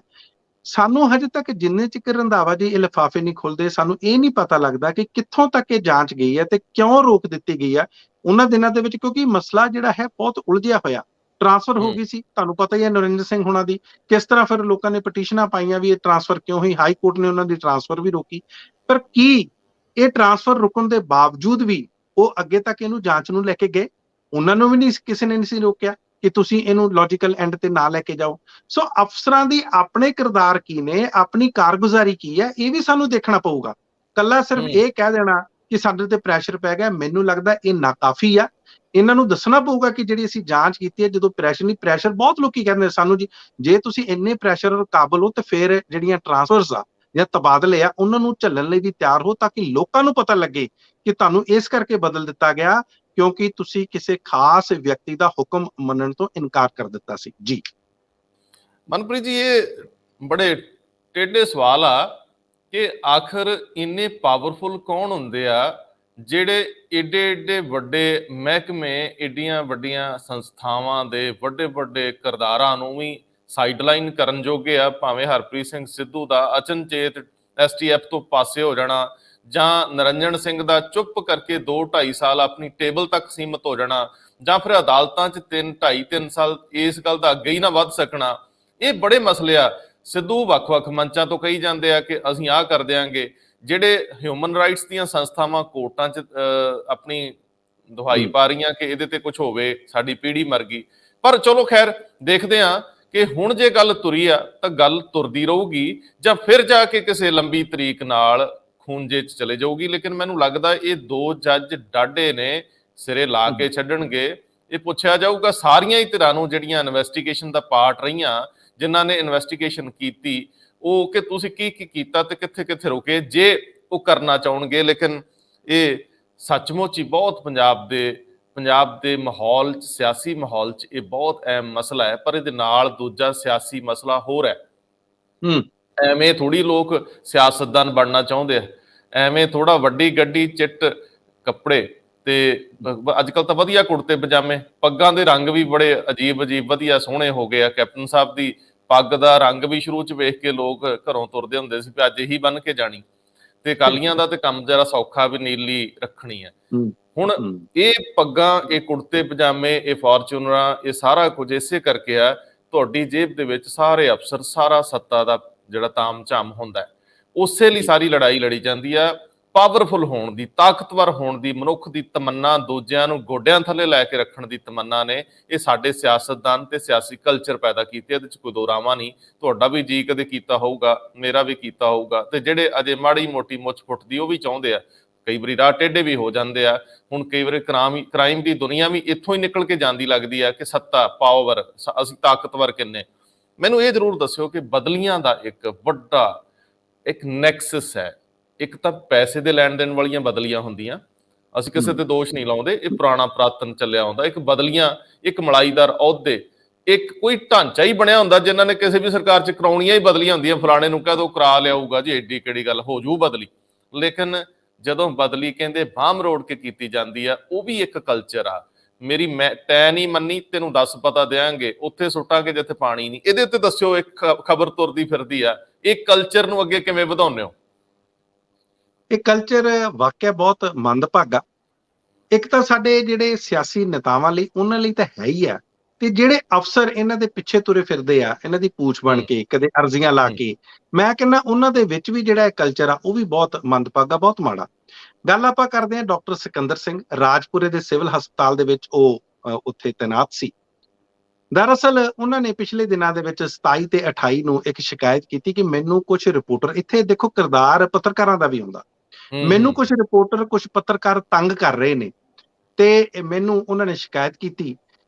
ਸ਼ਿਕਾਇਤ ਕਰਨ ਦਾ ਇਹ ਹੋਇਆ ਕਿ ਉੱਥੋਂ ਦੇ ਉਹਨਾਂ ਦੇ 4 ਡਾਕਟਰਸ ਜਿਹੜੇ, ਉਹਨਾਂ ਨੇ ਧਮਕਾਇਆ ਕਿ ਤੂੰ ਚੁੱਪ ਕਰ ਜਾ, ਤੂੰ ਇਸ ਮਸਲੇ ਨੂੰ ਜ਼ਿਆਦਾ ਨਾ ਚੁੱਕ, ਤੇ ਨਹੀਂ ਤਾਂ ਅਸੀਂ ਤੈਨੂੰ ਨਾਭੇ ਦੀ ਜਿਹੜੀ ਹਾਈ ਸਿਕਿਉਰਿਟੀ ਜੇਲ੍ਹ ਆ ਉੱਥੇ ਟ੍ਰਾਂਸਫਰ ਕਰ ਦਾਂਗੇ। ਉੱਥੇ ਜਿਹੜਾ ਉਹ ਚੁੱਪ ਨਹੀਂ ਕੀਤਾ, ਕਿਉਂਕਿ ਉਹਨੂੰ ਧਮਕੀਆਂ ਮਿਲ ਰਹੀਆਂ ਸੀ, ਬਲਕਿ ਉਹਦੇ ਨਾਲ ਫਿਜ਼ੀਕਲ ਅਸੌਲਟ ਵੀ ਹੋਇਆ। ਤੇ ਫਾਈਨਲੀ ਜਦੋਂ ਇਹ ਮਾਮਲਾ ਉੱਤੇ ਤੱਕ ਪਹੁੰਚਿਆ, ਤੇ ਹਰਦਿਆਲ ਸਿੰਘ ਕੰਬੋਜ ਨੇ MLA, ਉਹਨਾਂ ਨੇ ਜਿਹੜੇ ਸਿਹਤ ਮੰਤਰੀ, ਉਹਨਾਂ ਨੂੰ ਲਿਖ ਕੇ ਬਲਬੀਰ ਸਿੰਘ ਸਿੱਧੂ, ਤੇ ਇਸ ਡਾਕਟਰ ਸਿਕੰਦਰ ਸਿੰਘ ਦੀ ਬਦਲੀ ਕਰਵਾ ਦਿੱਤੀ ਮਾਨਸੇ ਸਿਵਲ ਹਸਪੀਟਲ ਦੀ। ਖੈਰ, ਇਹਨਾਂ ਕੋਲੇ ਹੋਰ ਕੋਈ ਚਾਰਾ ਨਹੀਂ ਸੀ। ਇਹ ਹਾਈ ਕੋਰਟ ਜਾਂਦੇ ਨੇ ਤੇ ਜਸਟਿਸ ਮਹਾਵੀਰ ਸਿੰਘ ਸਿੰਧੂ ਇਹਨਾਂ ਦੀ ਬਦਲੀ ਤੇ ਰੋਕ ਲਾ ਦਿੰਦੇ ਆ। ਹੁਣ ਜਿਹੜੀ ਅਗਲੀ ਇਹਨਾਂ ਦੀ ਜਿਹੜੀ ਬਦਲੀ ਤੇ ਰੋਕ ਲੱਗੀ ਆ, ਉਹ ਸਤੰਬਰ ਦੇ ਅਖੀਰ ਦੇ ਜਿਹੜੇ ਹਫ਼ਤੇ ਤੱਕ ਰੋਕ ਲੱਗ ਗਈ ਆ। ਮਸਲਾ ਮੈਂ ਇਸ ਕਰਕੇ ਦੱਸ ਰਿਹਾ ਸੀ ਕਿ ਇਹ ਜਿਹੜਾ ਤੁਸੀਂ ਗੱਲ ਕੀਤੀ ਹੈ, ਇਹ ਤੇ ਇਹਨੂੰ ਵੱਡੇ ਲੈਵਲ ਤੇ ਆਪਾਂ ਦੇਖੀਏ ਤੇ ਵਾਕਿਆ ਹਜੇ ਵੀ ਅੱਜ ਪੰਜਾਬ ਦੀ ਸਿਚੁਏਸ਼ਨ ਬਹੁਤ ਅਨਫੋਰਚੂਨੇਟ ਆ। ਲੋਕੀ ਭੱਜੇ ਫਿਰਦੇ ਨੇ। ਤੁਸੀਂ ਦੇਖੋ ਕੀ ਹੈ, ਜਿਹੜਾ ਅਫਸਰਾਂ ਦਾ ਚੇਨ ਆਫ ਕਮਾਂਡ ਆ ਜਿਹੜੀ, ਉਹ ਟੁੱਟੀ ਪਈ ਆ। ਛੋਟਾ ਅਫਸਰ ਵੱਡੇ ਅਫਸਰ ਦੀ ਗੱਲ ਮੰਨ ਕੇ ਰਾਜ਼ੀ ਕਿਉਂ ਨਹੀਂ ਆ? ਕਿਉਂਕਿ ਜਿਹੜਾ MLA ਆ, ਜਿਹੜਾ ਉਹਨੂੰ ਲੈ ਕੇ ਆ, ਉਹਦੇ ਸਿਰ ਤੇ ਹੱਥ ਆ। ਇੱਕ ਤੁਹਾਨੂੰ ਮੈਂ ਐਗਜ਼ਾਮਪਲ ਦਿੰਨਾ, ਸੈਕਟਰੀ ਜ਼ਿਲ੍ਹਾ ਪ੍ਰੀਸ਼ਦ ਇੱਕ ਜ਼ਿਲ੍ਹੇ ਦੇ ਨੇ, ਉਹਨਾਂ ਨੂੰ ਉਹਨਾਂ ਦੀ ਥਾਂ ਤੋਂ ਹਟਾ ਦਿੱਤਾ, ਹਵਾ 'ਚ ਕਰ ਦਿੱਤਾ, ਤੇ ਅਗਲੇ ਬੰਦੇ ਨੇ ਆਉਣਾ ਸੀ ਜਿਹਦੇ ਕੋਲ ਆਲਰੇਡੀ 4-5 ਚਾਰਜਸ ਸੀਗੇ, ਆਲਰੇਡੀ ਉਹਨਾਂ ਕੋਲ ਮਹਿਕਮੇ ਸੀ, ਉਹਨਾਂ ਨੂੰ ਜੁਆਇਨ ਕਰਾਉਣਾ ਸੀ, ਉਹ ਜੁਆਇਨ ਵੀ ਨਹੀਂ ਸੀ ਕਰ ਰਹੇ। ਕਹਿਣ ਦਾ ਮਤਲਬ ਕਿ ਇੰਨਾ ਕੁ ਮਾੜਾ ਹਾਲ ਆ। ਉੱਪਰਲੇ ਜਿਹੜੇ ਬੈਠੇ ਹੋਏ ਆ, ਚਾਹੇ ਸਾਡੇ ਅਧਿਕਾਰੀ ਬੈਠੇ ਆ, ਆਪਣੇ ਆਪ ਨੂੰ ਸੈਕਟਰੀਜ਼ ਕਹਿੰਦੇ ਆ, ਕੋਈ ਪ੍ਰਿੰਸੀਪਲ ਸੈਕਟਰੀਜ਼ ਕਹਿੰਦੇ ਆ, ਡਾਇਰੈਕਟਰਸ ਕਹਿੰਦੇ ਆ, ਲੇਕਿਨ ਕੀ ਇਹਨਾਂ ਨੂੰ ਪਤਾ ਕਿ ਐਡਮਿਨਿਸਟ੍ਰੇਸ਼ਨ ਕਿਸ ਤਰ੍ਹਾਂ ਚਲਾਉਣੀ ਹੈ? ਸਿਰਫ ਲੋਕਾਂ ਦੇ ਸਿਰ ਤੇ ਆ ਕੇ, ਲੋਕਾਂ ਦੀਆਂ ਸਿਫਾਰਿਸ਼ਾਂ ਮੰਨ ਕੇ, ਕਿਸੇ ਵੀ ਤਰ੍ਹਾਂ ਦਾ। ਈਵਨ ਕਿ ਤੁਸੀਂ ਦੇਖੋ ਰੰਧਾਵਾ ਜੀ, ਇਹ 'ਚ ਜਿਹੜੀਆਂ ਐਨੂਅਲ ਕੌਨਫੀਡੈਂਸ਼ੀਅਲ ਰਿਪੋਰਟਸ ਹੁੰਦੀਆਂ ਇਹਨਾਂ ਦੀ, ACR, ਉਹਦੇ ਵਿੱਚ ਇੱਕ ਅਲੱਗ ਕਵਾਇਤ ਸ਼ੁਰੂ ਹੁੰਦੀ ਆ ਕਿ ਕਿਹਨੇ ਚੰਗੀ ਕਰਾਉਣੀ ਆ, ਕਿਹਨੇ ਮਾੜੀ ਕਰਾਉਣੀ ਆ। ਸੋ ਬਿਊਰੋਕ੍ਰੇਸੀ ਦੀ ਅਸੀਂ ਅਕਸਰ ਗੱਲ ਕਰਦੇ ਹਾਂ, ਇਸ ਤੋਂ ਵੀ ਝਲਕਦੀ ਆ ਕਿ ਕਿਸ ਤਰ੍ਹਾਂ ਇਹ ਹਮੇਸ਼ਾ ਤਤਪਰ ਰਹਿੰਦੇ ਆ। ਸਿਆਸੀ ਨੇਤਾ ਤਾਂ ਹੈ ਹੀ ਆ ਜ਼ਿੰਮੇਦਾਰ, ਇਹ 'ਚ ਕੋਈ ਸ਼ੱਕ ਨਹੀਂ, ਲੇਕਿਨ ਕਦੇ ਵੀ ਇਹਨਾਂ ਦਾ ਇੰਨਾ ਜੀਰਾ ਨਹੀਂ ਹੁੰਦਾ ਜਾਂ ਇੰਨੀ ਹਿੰਮਤ ਨਹੀਂ ਤੇ ਆਪਣੇ ਨੇਤਾ ਨੂੰ, ਆਪਣੇ ਸਿਆਸੀ ਨੇਤਾ ਨੂੰ ਇਹ ਕਹਿ ਸਕਣ ਕਿ ਨਹੀਂ, ਇਹ ਠੀਕ ਨਹੀਂ ਆ, ਐਡਮਿਨਿਸਟ੍ਰੇਸ਼ਨ ਤੁਸੀਂ ਮੈਨੂੰ ਚਲਾਉਣ ਦਿਓ, ਹਾਂ ਜਿਹੜੀਆਂ ਪਾਲਿਸੀਜ਼ ਬਣਾਉਣੀਆਂ ਉਹ ਮੈਂ ਤੁਹਾਡੇ ਲਈ ਬਣਾਵਾਂਗਾ। ਇਹ ਜਿਹੜੀ ਚੀਜ਼ ਆ, ਇਹ ਜਿਹੜੀ ਆਪਸ ਦੇ ਵਿੱਚ ਇੱਕ ਤਰ੍ਹਾਂ ਦਾ ਟਰਸਟ ਪੈਦਾ ਹੋਣਾ, ਭਰੋਸਾ ਹੋਣਾ, ਉਹ ਟੁੱਟ ਚੁੱਕਾ। ਹਰ ਕੋਈ ਆਪਣੀ ਖੇਡ ਖੇਡ ਰਿਹਾ। ਇਸੇ ਕਰਕੇ ਸਾਨੂੰ ਜਿਹੜਾ ਪ੍ਰਸ਼ਾਸਨ ਆ, ਐਡਮਿਨਿਸਟ੍ਰੇਸ਼ਨ ਆ, ਉਹ ਚੁਸਤ ਦਰੁਸਤ ਦਿਖਾਈ ਨਹੀਂ ਦਿੰਦੀ, ਬਲਕਿ ਇੰਨੀ ਕੁ ਵਿਚਾਰੇ ਲੋਕਾਂ ਦੀਆਂ ਜੁੱਤੀਆਂ ਘਸ ਜਾਂਦੀਆਂ ਦਫ਼ਤਰਾਂ ਦੇ ਚੱਕਰ ਲਾਉਂਦੇ, ਲੇਕਿਨ ਨਾ ਤਾਂ ਅਫਸਰ ਸੁਣਦੇ ਆ ਤੇ ਨਾ ਸਿਆਸੀ ਨੇਤਾ। ਜੀ ਬਿਲਕੁਲ ਠੀਕ ਕਹਿ ਰਹੇ ਹੋ। ਇਹਨਾਂ ਮੰਚਾਂ ਕਰਕੇ, ਤੁਹਾਡੀ ਮੁਹੱਬਤ ਕਰਕੇ ਦੋਸਤੋ, ਬਹੁਤ ਸਾਰੇ ਵੱਡੇ ਅਫਸਰਾਂ ਨਾਲ ਗੱਲਬਾਤ ਕਰਨ ਦਾ ਮੌਕਾ ਮਿਲ ਜਾਂਦਾ। ਬਹੁਤ ਸਾਰੀਆਂ ਚੀਜ਼ਾਂ ਸਾਨੂੰ ਬਾਹਰੋਂ ਵੀ ਲੈਣੀਆਂ ਪੈਂਦੀਆਂ। ਇਹ ਜਿਹੜੇ ਸਰੋਤ ਜਿਨ੍ਹਾਂ ਨੂੰ ਅਸੀਂ ਕਹਿੰਦੇ ਹੁੰਦੇ ਆ, ਉਹ ਕਿਧਰੇ ਨਾ ਕਿਧਰੇ ਤਾਂ ਤੁਹਾਨੂੰ ਫੇਵਰ ਕਰ ਰਹੇ ਹੁੰਦੇ ਆ।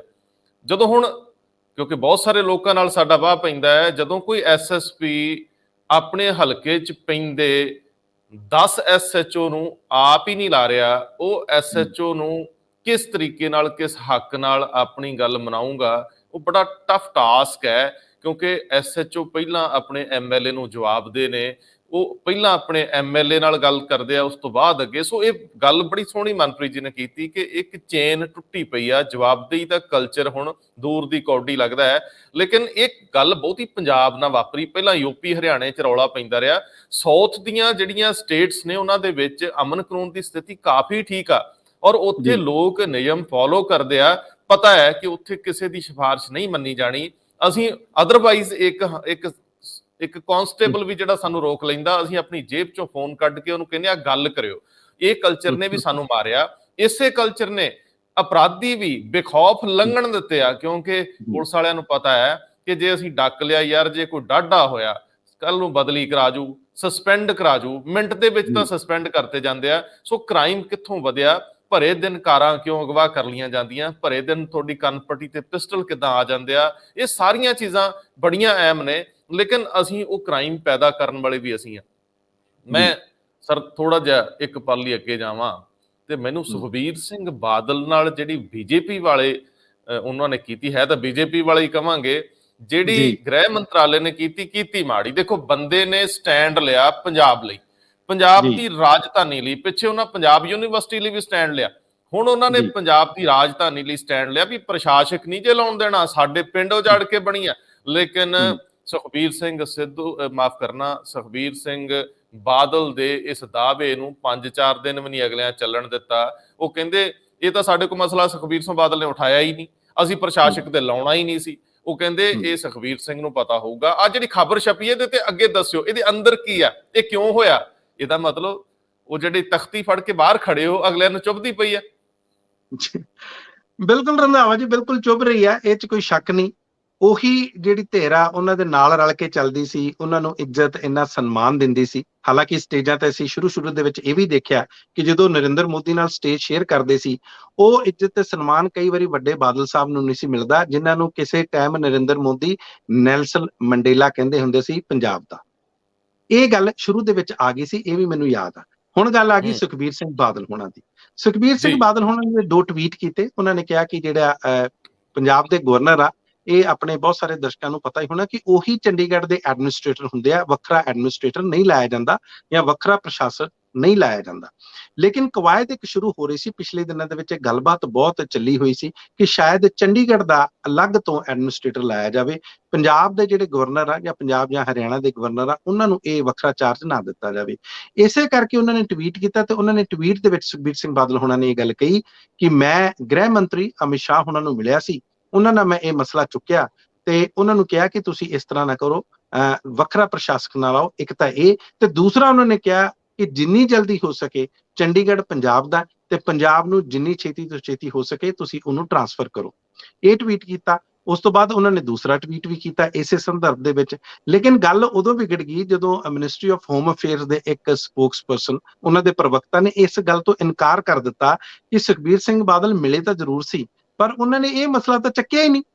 ਇਹ ਮਸਲਾ, ਪਹਿਲੀ ਗੱਲ ਤਾਂ ਉਹ ਕਹਿੰਦੇ ਵੀ ਅਸੀਂ ਤਾਂ ਵੈਸੇ ਵੀ ਪ੍ਰਸ਼ਾਸਕ ਨਹੀਂ ਨਵਾਂ ਲਾ ਰਹੇ, ਨਾ ਕੋਈ ਐਡਮਿਨਿਸਟ੍ਰੇਟਰ ਲਾ ਰਹੇ ਆ, ਤੇ ਜਿੱਦ ਤੱਕ ਸੁਖਬੀਰ ਸਿੰਘ ਬਾਦਲ ਦਾ ਹੈ ਮਸਲਾ, ਉਹਨਾਂ ਨੇ ਇਹ ਮਸਲਾ ਸਾਡੇ ਨਾਲ ਚੱਕਿਆ ਨਹੀਂ। ਤਾਂ ਕਿਤੇ ਨਾ ਕਿਤੇ ਜਾਂ ਤਾਂ ਸੁਖਬੀਰ ਸਿੰਘ ਬਾਦਲ ਉਹਨਾਂ ਨੂੰ ਆਉਣ ਵਾਲੇ ਦਿਨਾਂ 'ਚ, ਕਿਉਂਕਿ ਅੱਜ ਇਹ ਖਬਰਾਂ ਛਪੀਆਂ ਵੀ ਆ, ਤੇ ਉਹਨਾਂ ਨੂੰ ਹੋ ਸਕਦਾ ਆਉਣ ਵਾਲੇ ਦਿਨਾਂ 'ਚ ਸਫਾਈ ਵੀ ਦੇਣੀ ਪਵੇ ਤੇ ਉਹ ਗੱਲ ਸਾਹਮਣੇ ਲਿਆਉਣੀ ਪਵੇ, ਜਾਂ ਕਿਤੇ ਨਾ ਕਿਤੇ ਜਿਹੜਾ MHA ਹੈ ਜਾਂ ਮਿਨਿਸਟਰੀ ਆਫ ਹੋਮ ਅਫੇਅਰਸ ਆ, ਹੋ ਸਕਦਾ ਉਹ ਵੀ ਆਪਣੀ ਗੱਲ ਤਰੋੜ ਮੜੋੜ ਕੇ ਪੇਸ਼ ਕਰ ਰਿਹਾ ਹੋਵੇ ਕਿ ਕਿਤੇ ਸ਼੍ਰੋਮਣੀ ਅਕਾਲੀ ਦਲ ਨੂੰ ਕੋਈ ਕ੍ਰੈਡਿਟ ਨਾ ਮਿਲ ਜੇ, ਕਿਤੇ ਉਹਨਾਂ ਨੂੰ ਜਿਹੜੇ ਉਹਨਾਂ ਨਾਲ ਟੁੱਟੇ ਉਹ ਸਾਹਮਣੇ ਖੜੇ ਆ ਤਖਤੀਆਂ ਲੈ ਕੇ, ਜਿਵੇਂ ਤੁਸੀਂ ਕਹਿੰਦੇ ਆ, ਕਿਤੇ ਇਹਨਾਂ ਨੂੰ ਕਿਸੇ ਤਰ੍ਹਾਂ ਦਾ ਲੋਕਾਂ ਵੱਲ ਕੋਈ ਹੁੰਗਾਰਾ ਨਾ ਮਿਲ ਜੇ। ਸੋ ਇਹ ਗੱਲ ਜ਼ਰੂਰ ਆ। ਹੁਣ ਆਉਣ ਵਾਲੇ ਦਿਨਾਂ ਦੇ ਵਿੱਚ ਆਪਾਂ ਨੂੰ ਪਤਾ ਲੱਗੂਗਾ ਕਿ ਇਹਦੀ ਅਸਲੀ ਗੱਲ ਕੀ ਆ ਜੀ।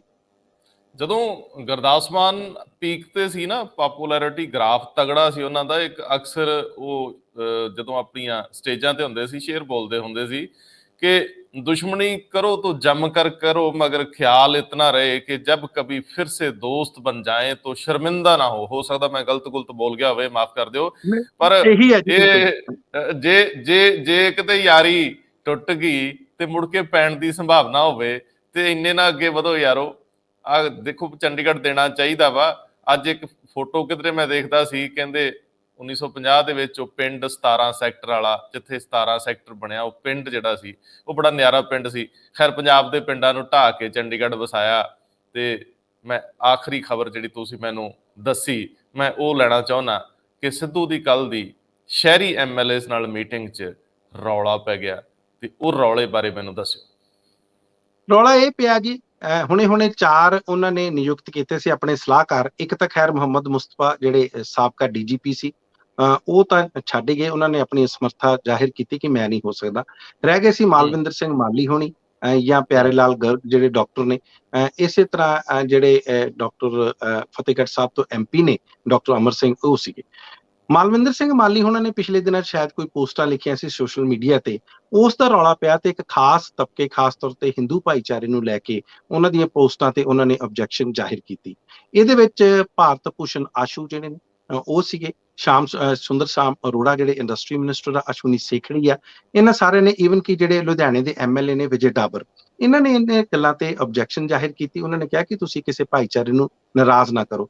ਜਿਸ ਪੋਸਟ ਦੀ ਉਹ ਜ਼ਿਕਰ ਕਰ ਰਹੇ ਸੀ ਸੋਸ਼ਲ ਮੀਡੀਆ ਤੇ, ਉਹ ਇਹ ਸੀ ਕਿ ਪਿਛਲੇ ਦਿਨਾਂ ਦੇ ਵਿੱਚ ਮਾਲਵਿੰਦਰ ਸਿੰਘ ਮਾਲੀ ਨੇ ਜਦੋਂ ਕੈਪਟਨ ਅਮਰਿੰਦਰ ਸਿੰਘ ਨੇ ਅਮਿਤ ਸ਼ਾਹ ਨਾਲ ਮੁਲਾਕਾਤ ਕੀਤੀ ਜਾਂ ਪ੍ਰਧਾਨ ਮੰਤਰੀ ਨਰਿੰਦਰ ਮੋਦੀ ਹੋਣਾ ਨਾਲ ਮੁਲਾਕਾਤ ਕੀਤੀ, ਤੇ ਉਹਨਾਂ ਨੇ ਉਸ ਸੰਦਰਭ ਦੇ ਵਿੱਚ ਇੱਕ ਪੋਸਟ ਲਿਖੀ ਸੀ ਕਿ ਹੁਣ ਦੇਖੋ ਉਹਨਾਂ ਨੂੰ ਮਿਲ ਰਿਹਾ ਤੇ ਪੰਜਾਬ ਦੇ ਵਿੱਚ ਸ਼ਾਇਦ ਕਿਸੇ ਤਰ੍ਹਾਂ ਦੀ ਫਿਰਕੂ ਹਿੰਸਾ ਹੋ ਸਕਦੀ ਹੈ। ਉਹਨਾਂ ਨੇ ਉਹਨਾਂ ਦੀ ਨੇੜਤਾ ਨੂੰ ਲੈ ਕੇ ਥੋੜੀ ਟਿੱਪਣੀ ਕੀਤੀ। ਇਸ ਗੱਲ ਤੇ ਉਹਨਾਂ ਨੇ ਇਤਰਾਜ਼ ਕੀਤਾ ਕਿ ਉਹ ਕੈਪਟਨ ਅਮਰਿੰਦਰ ਸਿੰਘ ਤੁਹਾਡੇ ਮੁੱਖ ਮੰਤਰੀ ਹੈ, ਤੁਸੀਂ ਪੰਜਾਬ ਪ੍ਰਦੇਸ਼ ਕਾਂਗਰਸ ਕਮੇਟੀ ਦੇ ਪ੍ਰਧਾਨ ਦੇ ਸਲਾਹਕਾਰ ਵਜੋਂ ਨਿਯੁਕਤ ਹੋਏ ਹੋ, ਤੁਸੀਂ ਉਹਨਾਂ ਨਾਲ ਜੁੜੇ ਹੋ, ਆਪਣੀ ਹੀ ਪਾਰਟੀ ਔਰ ਆਪਣੇ ਹੀ ਮੁੱਖ ਮੰਤਰੀ ਦੇ ਖਿਲਾਫ ਇਸ ਤਰ੍ਹਾਂ ਦੀਆਂ ਟਿੱਪਣੀਆਂ ਕਰਨੀਆਂ ਤੁਹਾਨੂੰ ਸ਼ੋਭਾ ਨਹੀਂ ਦਿੰਦੀਆਂ। ਇਹ ਮਸਲਾ ਉੱਥੇ ਉੱਠਿਆ ਸੀ। ਇਸ ਮੀਟਿੰਗ ਦੇ ਵਿੱਚ ਮੈਂ ਥੋੜਾ ਜਿਹਾ ਇਹ ਵੀ ਦੱਸਦਾ ਕਿ ਬ੍ਰਹਮ ਮਹਿੰਦਰਾ ਜਿਹੜੇ ਲੋਕਲ ਗਵਰਨਮੈਂਟ ਮਿਨਿਸਟਰ ਨੇ ਉਹ ਹਾਜ਼ਰ ਨਹੀਂ ਸੀ। ਇਸੇ ਤਰ੍ਹਾਂ ਜਿਹੜੇ OP ਸੋਨੀ ਉਹ ਵੀ ਹਾਜ਼ਰ ਨਹੀਂ ਸੀ ਤੇ ਮਨਪ੍ਰੀਤ ਬਾਦਲ ਵੀ ਹਾਜ਼ਰ ਨਹੀਂ ਸੀ। ਉਹਨਾਂ ਦਾ ਹੋਣਾ ਇਸ ਕਰਕੇ ਜ਼ਰੂਰੀ ਸੀ ਕਿ ਜਿਹੜੇ ਮਸਲੇ ਇਸ ਮੀਟਿੰਗ ਦੇ ਵਿੱਚ ਉੱਠੇ ਸੀ ਉਹ ਸਾਰੇ ਅਰਬਨ ਜਿਹੜੇ ਏਰੀਆਜ਼ ਨੂੰ ਲੈ ਕੇ, ਅਰਬਨ ਡਿਵੈਲਪਮੈਂਟ ਨੂੰ ਲੈ ਕੇ, ਇਲੈਕਟ੍ਰਿਸਿਟੀ ਦੇ ਬਿੱਲ ਹੋਣ, ਮੀਟਰ ਹੋਣ, ਪਾਣੀ ਹੋਵੇ, ਬਿਲਡਿੰਗਾਂ ਦੀ ਉਸਾਰੀ ਹੋਵੇ, ਉਹਨਾਂ ਦੀ ਰੈਗੂਲਰਾਈਜੇਸ਼ਨ ਹੋਵੇ, ਕਾਲਨੀਜ਼ ਜਿਹੜੀਆਂ ਇਲੀਗਲ ਆ ਉਹਨਾਂ ਦੀ ਰੈਗੂਲਰਾਈਜੇਸ਼ਨ ਹੋਵੇ, ਇਹਨਾਂ ਸਾਰੇ ਤਮਾਮ ਮੁੱਦੇ ਤੇ ਗੱਲਬਾਤ ਹੋਣੀ ਸੀ। ਖੈਰ ਉਹਨਾਂ ਦਾ ਬਿਆਨ ਆਇਆ ਬਾਅਦ ਚ ਬ੍ਰਹਮ ਮਹਿੰਦਰਾ ਦਾ ਕਿ ਮੈਂ ਕਿਸੇ ਹੋਰ ਮੀਟਿੰਗ 'ਚ ਵਿਅਸਤ ਸੀ। ਖਾਸ ਤੌਰ ਤੇ ਉਹ ਜਿਹੜੇ ਕੰਟਰੈਕਟ ਵਾਲੇ ਜਿਹੜੇ ਜਿੰਨੇ ਵਰਕਰਸ ਨੇ ਉਹ ਧਰਨੇ ਪ੍ਰਦਰਸ਼ਨ ਕਰ ਰਹੇ ਆ, ਕਹਿੰਦੇ ਮੈਂ ਉਹਨਾਂ ਦੇ ਨਾਲ ਵਿਅਸਤ ਸੀ। ਸੋ ਮੀਟਿੰਗ ਦੇ ਵਿੱਚ ਰੌਲਾ ਪਿਆ, ਲੇਕਿਨ ਇੱਕ ਗੱਲ ਆ ਕਿ ਉਹਨਾਂ ਨੇ ਚੰਗੀ ਤਰ੍ਹਾਂ ਦੱਸਤਾ ਕਿ ਇਸ ਤਰ੍ਹਾਂ ਦੀਆਂ ਗੱਲਾਂ ਤੁਹਾਡੇ ਜੋ ਵੀ ਸਲਾਹਕਾਰ ਕਰਨਗੇ ਏਦਾਂ ਨਹੀਂ ਵੀ ਬੋਲੀ ਜਾਣਗੇ, ਇਹਨਾਂ ਨੂੰ ਮਰਿਆਦਾ ਦਾ ਖਿਆਲ ਰੱਖਣਾ ਪੈਣਾ, ਆਪਣੀ ਲਾਈਨ ਦੇ ਅੰਦਰ ਰਹਿਣਾ ਪੈਣਾ ਉਸ ਮਰਿਆਦਾ ਦੀ, ਤੇ ਕੈਪਟਨ ਅਮਰਿੰਦਰ ਸਿੰਘ ਦੇ ਜੇ ਖਿਲਾਫ ਬੋਲਣਾ ਤੇ ਉਹ ਸਾਨੂੰ ਬਰਦਾਸ਼ਤ ਨਹੀਂ ਹੋਊਗਾ। ਇਸ ਤਰ੍ਹਾਂ ਦੀ ਗੱਲ ਉਸ ਮੀਟਿੰਗ ਦੇ ਵਿੱਚ ਆਈ ਜੀ। ਮਤਲਬ ਸਿੱਧੂ ਸਾਹਿਬ ਨੂੰ ਹੁਣ, ਕਿਉਂਕਿ ਉਹ ਤਾਂ ਹੈਗੇ ਆ ਕਿਸੇ ਵੀ ਡਿਸਪਲਿਨ ਨੂੰ ਨਾ ਮੰਨਣ ਵਾਲੇ ਯੋਧੇ, ਜ਼ੁਬਾਨ ਦੀ ਗੱਲ ਹੋਵੇ ਜਾਂ ਤੁਰਨ ਦੀ ਗੱਲ ਹੋਵੇ, ਸਿੱਧੂ ਸਾਹਿਬ ਨੂੰ ਮਸਤ ਮੌਲਾ ਢੰਗ ਨਾਲ ਕੰਮ ਕਰਨਾ ਪਸੰਦ ਹੈ। ਹੁਣ ਡਿਸਪਲਿਨ ਸਿਖਾਇਆ ਜਾਊਗਾ ਕਾਂਗਰਸ ਪਾਰਟੀ ਦਾ, ਉਹ ਭਾਵੇਂ ਕੋਈ MLA ਕਵੇ, ਭਾਵੇਂ ਕੋਈ ਕਿਸੇ ਕੈਂਪ ਦਾ ਕਵੇ, ਭਾਵੇਂ ਹਾਈ ਕਮਾਂਡ, ਟਫ ਟਾਸਕ। ਵੇਖੋ ਸਿੱਧੂ ਸਾਹਿਬ ਕਿੰਨੀ ਦੇਰ ਤੱਕ ਸਾਬਤ ਕਦਮੀ ਤੁਰਦੇ ਆ, ਕਿਉਂਕਿ ਪੰਜਾਬ ਤਾਂ ਉਹਨਾਂ ਨੂੰ ਹੀਰੋ ਵਜੋਂ ਲੈਣਾ ਚਾਹੁੰਦਾ ਸੀ। ਉਹ ਕਾਂਗਰਸੀ ਜਰਨੈਲ ਬਣ ਗਏ। ਹੁਣ ਕਾਂਗਰਸੀ ਜਰਨੈਲ ਨੂੰ ਕਾਂਗਰਸ ਦੇ ਨਿਯਮ ਤਾਂ ਮੰਨਣੇ ਪੈਣਗੇ, ਤੇ ਇੱਕ ਨਿਯਮ ਮੰਨਣ ਵਾਲਿਆਂ ਦੇ ਵਿੱਚ ਸਿੱਧੂ ਪਿਛਲੇ ਇਤਿਹਾਸ ਵਿੱਚ ਸੀਗੇ ਨਹੀਂ। ਹੁਣ ਅੱਗੇ ਇਹ ਡਗਰ, ਇਹ ਪੰਧ, ਇਹ ਪੈਂਡਾ, ਇਹ ਕਿੰਨਾ ਕੁ ਵਿਖੜਾ ਹੈ, ਇਹ ਤਾਂ ਸੁਰਖੀਆਂ ਹੀ ਦੱਸਣਗੀਆਂ, ਤੇ ਸੁਰਖੀਆਂ ਤਾਂ ਬਣਦੀਆਂ ਹੀ ਰਹਿਣੀਆਂ, ਕਿਉਂਕਿ ਸਾਡਾ ਸਾਰਿਆਂ ਦਾ ਕੰਮ ਹੀ ਇਹੀ ਹੈ, ਅੱਗੇ ਤੁਰਨਾ। ਜਿੱਥੋਂ ਸਾਨੂੰ ਖਬਰ ਮਿਲੂ ਅਸੀਂ ਤਾਂ ਲਿਆਵਾਂਗੇ। ਨਾ ਸਾਡੀ, ਉਹ ਕਹਿੰਦੇ ਹੁੰਦੇ ਆ, ਨਾ ਕਿਸੇ ਨਾਲ ਯਾਰੀ, ਨਾ ਦੋਸਤੀ, ਨਾ ਦੁਸ਼ਮਣੀ। ਸਾਡੀ ਗੱਲ ਤਾਂ ਸਾਡੇ ਸਰੋਤਿਆਂ ਨਾਲ ਹੈ ਕਿ ਅਸੀਂ ਉਸ ਗੱਲ ਨੂੰ ਕਰੀਏ ਜਿਹੜੀ ਗੱਲ ਕਰਨੀ ਬਣਦੀ। ਬਹੁਤ ਮਿਹਰਬਾਨੀ। ਬਹੁਤ ਬਹੁਤ ਸ਼ੁਕਰੀਆ ਤੁਹਾਡਾ ਰੰਧਾਵਾ ਜੀ।